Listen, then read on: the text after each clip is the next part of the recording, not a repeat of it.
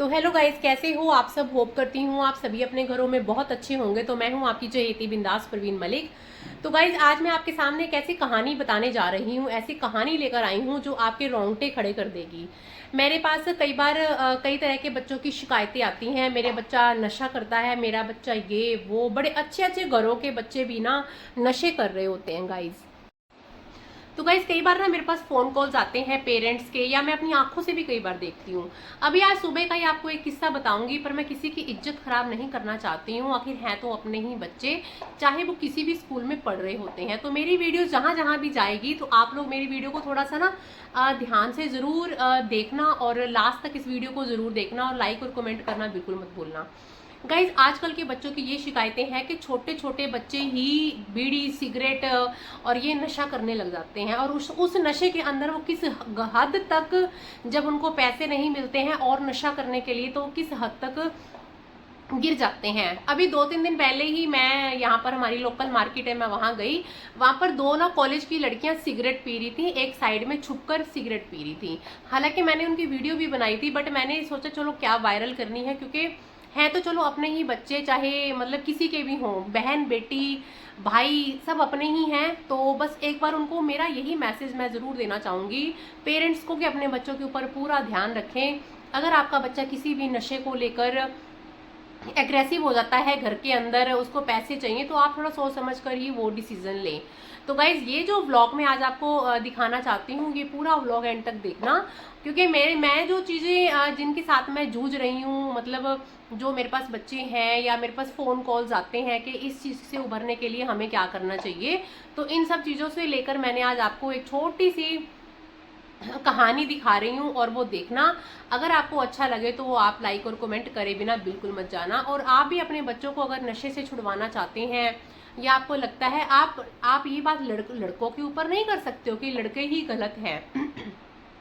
मैंने लड़कियां भी सिगरेट पीती हुई देखी हैं, बल्कि बड़े शौक से पी रही होती हैं सिगरेट।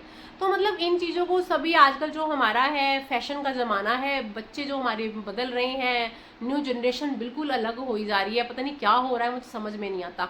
बड़े अच्छे अच्छे घरों के बच्चे भी, मैंने उनको भी नशे करते हुए देखा है। तो इन सब नशों का क्या हम लोग पेरेंट्स क्या भुगतान भुगत रहे हैं, तो आप ज़रूर देखना। अभी आज सुबह ही मैंने किसी एक और लड़की को देखा, वो स्कूल आ रही थी, बट वो स्कूल ना आकर वो किसी लड़के के साथ चली जाती है। तो उसको फिर मैंने आज उसको घर पर पहुंचाया, तो पुलिस केस होने वाला था उसके ऊपर, तो मैंने आज उसको फिर घर पे पहुंचाया। वो लड़की मेरे हाथ लग गई, मैंने उसको पहचान लिया। उसने किसी और स्कूल की जैसे यूनिफॉर्म भी पहनी हुई थी। तो फिर मैंने पेरेंट्स को बुलाया, मैंने उसको सही, क्योंकि देखो बच्चे बहुत छोटे हैं और बहकाने वाले बहुत हो जाते हैं। तो उस बेटी की मैंने आज इज्जत बचाई, तो मैंने उसको प्रॉपर उसको घर पे भिजवाया। हालांकि मैं तो अपने काम पर ही गई हुई थी, क्योंकि हमारा एडमिशन प्रोसेस चल रहा है, तो गई हुई थी मैं वहाँ पर। तो मैंने जब देखा उस लड़की के साथ ये चीज़ हो रही है प्रॉपर, मैंने उसको फिर उसको घर पे पहुँचाया। उसकी मदर को मैंने बुलाया फ़ोन करके। मैंने उस बच्ची से, बहुत छोटी सी बच्ची थी वो भी, तो बस आजकल जो फ़ोन हम बच्चों को दे देते हैं, इस फ़ोन की वजह से हमें बहुत दिक्कतें आ रही हैं। तो अपने बच्चों के साथ आप हमेशा बने रहिए, और अपने बच्चे को अच्छे से समझिए कि मेरा बच्चा क्या कर रहा है और क्या करने जा रहा है। थोड़ा सा आप अगर जागरूक रहेंगे अपने बच्चों के लिए, तो आप अपने बच्चे की ज़िंदगी बिल्कुल बचा पाएंगे। तो इस वीडियो को एंड तक देखना, और अगर आपने मेरे चैनल सब्सक्राइब नहीं किया है तो जल्दी से कर देना। एक 16 साल का लड़का कैसे बना जुर्म की दुनिया का बादशाह, क्या है इस लड़के की सच्चाई, क्यों इसकी वीडियो सोशल मीडिया पर वायरल हो रही है? क्या सच में इसने अपनी बहन के रेपिस्ट को मारा है, या इसके पीछे की वजह कुछ और ही है? अड्डू डिफॉल्टर के बारे में, जो इस वक्त सोशल मीडिया पर भाई इतना ज्यादा वायरल हो रहा है कि बस क्या ही कहा जाए। जैसे ही आप अपने मोबाइल को ओपन करेंगे, वैसे ही ये लड़का आपको रील्स में शॉर्ट में नजर आएगा, वह भी एक अलग ही अंदाज में। क्योंकि कभी इस लड़के का हाथ पुलिस पकड़कर ले जा रही होती है, तो कभी यह पुलिस की जीप में बैठा हुआ दिखाई देता है, कभी कोर्ट कचहरी के मामले में इसे देखा जाता है, तो कभी थाने में बंद इसकी वीडियो वायरल होती है। लेकिन एक बात जो इस लड़के के बारे में सभी को अजीब लगती है, वह कहीं ना कहीं सभी के दिमाग में खटकती है। वह है इसकी कातिल मुस्कुराहट, जो हर वक्त इसके चेहरे पर रहती है। चाहे सिचुएशन कैसी भी हो, ये मुस्कुराना कभी नहीं छोड़ता। अगर आप इसकी वीडियो देखेंगे तो आपको ऐसा लगेगा जैसे किसी बात का डर या खौफ ही नहीं है। ये पुलिस से डरता है और ना ये कोर्ट कचहरी से डरता है। लेकिन इतना ज्यादा वायरल होने वाला ये लड़का आखिर है कौन? क्यों इसे बार बार पुलिस के साथ नोटिस किया जाता है? आखिर मासूम से दिखने वाले चेहरे के पीछे कौन सी सच्चाई छुपी हुई है? तो चलिए इन सभी सवालों से पर्दा उठाते हैं।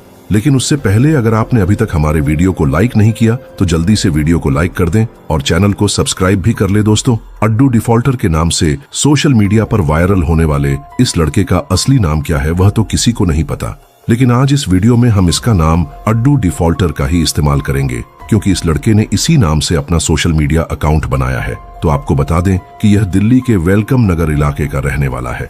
कहने को तो इसकी उम्र सिर्फ 16 साल है, लेकिन इसके कारनामे तो भाई बड़े बड़े गुंडों को भी पीछे छोड़ दिया है। जी हाँ, अपनी वीडियो में हमेशा हंसता मुस्कुराते रहने वाला ये लड़का ना तो एक रक्षक है और ना ही मसीहा और ना ही एक अच्छा इंसान।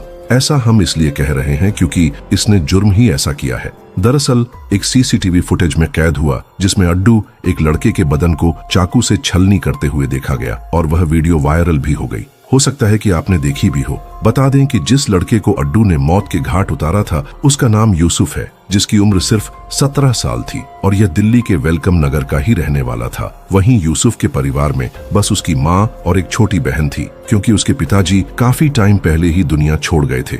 इसलिए यूसुफ के कंधों पर ही घर की जिम्मेदारी थी, वही अपने घर का खर्चा उठाता था। 23 नवंबर की रात को भी यूसुफ थका हारा काम से रात को 11:01 पर अपने घर लौट रहा था। तब अड्डू ने उसे रास्ते में रोक लिया और उससे पैसे मांगने लगा। लेकिन सवाल यह उठता है कि आखिर अड्डू यूसुफ से पैसे मांग ही क्यों रहा था? तो जैसा कि हमने पहले ही बताया, अड्डू एक नशेड़ी और लुटेरा था और वह इसी तरह आते जाते लोगों को पकड़कर उन्हें डरा धमकाकर पैसे छीनने का काम करता था। ऐसा उसने यूसुफ के साथ भी किया, लेकिन यूसुफ ने उसे पैसे देने से साफ इनकार कर दिया। इसके बाद अड्डू ने उसे डराने के लिए चाकू से मारने की धमकी दी, लेकिन तब भी यूसुफ ने पैसे नहीं दिए। ये देख अड्डू का पारा हाई हो गया और उसने बिना कुछ सोचे समझे ही यूसुफ पर चाकू से हमला कर दिया। लगातार 6 से 7 बार वार करने के बाद अड्डू मासूम यूसुफ की जान ले ली। इतना ही नहीं, जान लेने के बाद अड्डू ने उसकी डेड बॉडी के सामने नाचना भी शुरू कर दिया, मानो जैसे उसे कोई पछतावा ही नहीं था। उसने एक हंसते बोलते इंसान की जान ले ली।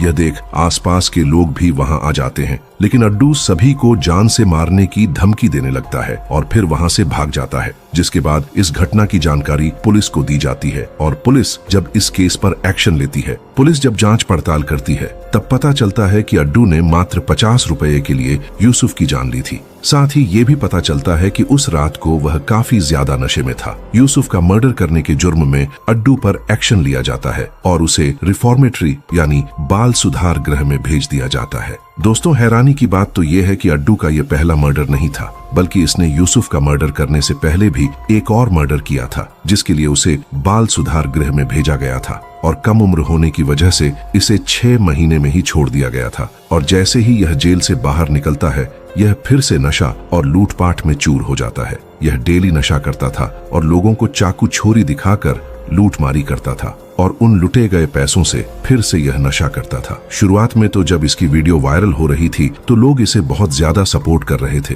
लोग ये सोच रहे थे कि इसने जो किया वह सही किया, क्योंकि लोगों को लग रहा था कि इसने अपने बहन का बदला लिया है। मगर आज भी इसकी सच्चाई काफी लोगों को नहीं पता है और इतना घिनौना जुर्म करने के बाद भी आज भी कुछ छपरी लड़के इसको अपना गुरु मानते हैं और इसके गैंग में शामिल होने के लिए हाथ पैर मारते हैं। मगर आपको तो इसकी सच्चाई पता चली गई है, इसलिए इस वीडियो को शेयर जरूर कीजिएगा। दोस्तों, आपको क्या लगता है कि ऐसे लोगों को बार बार बाल सुधार गृह में भेजना चाहिए या फिर ऐसे लोगों को उम्र कैद की सजा दिया जाना चाहिए या फिर फांसी की सजा मिलनी चाहिए? कमेंट करके जरूर बताइएगा। आज के दिन अड्डू बाल सुधार गृह में बंद है और जब इसे कोर्ट में हाजिरी के लिए ले जाया जाता है, तब इस समय इसके दोस्त इसका वीडियो बनाकर इंटरनेट पर वायरल कर देते हैं और